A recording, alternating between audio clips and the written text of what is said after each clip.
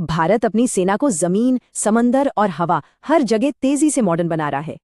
मतलब समंदर में अपनी धाक जमाने के लिए नए और ताकतवर युद्धपोत तैयार हो रहे हैं। और हाँ, हाइपरसोनिक मिसाइल टेक्नोलॉजी तो टॉप प्रायोरिटी पर है ही। ये आंकड़ा है भारत के futuristic stealth fighter jet program के नए टारगेट का। तो चलिए सबसे पहले बात करते हैं नौसेना में हो रहे बड़े अपग्रेड्स की।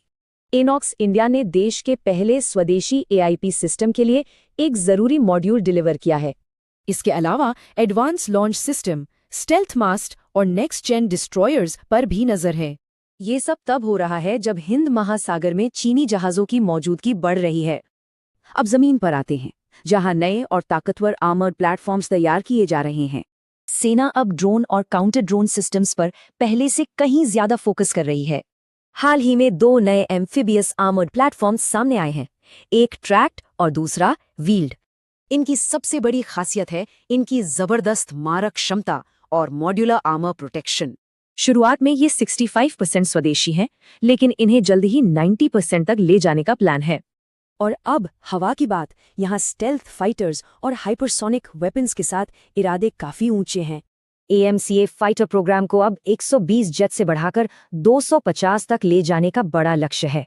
इतने बड़े स्केल पर प्रोडक्शन के लिए अब टाटा और एलएनटी जैसी प्राइवेट कंपनियां भी साथ आ रही हैं। हाइपरसोनिक मिसाइलों को तेज रफ्तार में कंट्रोल करने के लिए थ्रस्ट वेक्टर कंट्रोल जैसी टेक्नोलॉजी बहुत जरूरी है। डीआरडीओ अपनी हाइपरसोनिक क्रूज मिसाइल के लिए अब फ्लेक्स नोजल सिस्टम और सेंसर खरीद रहा है। लेकिन इतने बड़े लक्ष्यों के साथ जाहिर है बड़ी औद्योगिक चुनौतियां भी हैं। एक बड़ी कामयाबी ये है कि रिलायंस डिफेंस 155 एम्यूनिशन के लिए सर्टिफाइड होने वाली पहली प्राइवेट फर्म बनी। लेकिन दूसरी तरफ रिपोर्ट्स के मुताबिक ब्रह्मोस मिसाइल का प्रोडक्शन पिछले साल से 50% तक गिर गया है। वजह बताई जा रही है ट्रांसफर के बाद कंपनी के अंदर की दिक्कतें और बड़े कर्मचारियों के इस्तीफे। तो ये दिखाता है कि कैसे एक तरफ बड़ी औद्योगिक सफलताएं हैं और दूसरी तरफ बड़ी ऑपरेशनल चुनौतियां भी। तो अब सवाल ये उठता है कि क्या भारत का उद्योग सेना की बढ़ती जरूरतों के साथ कदम मिला पाएगा?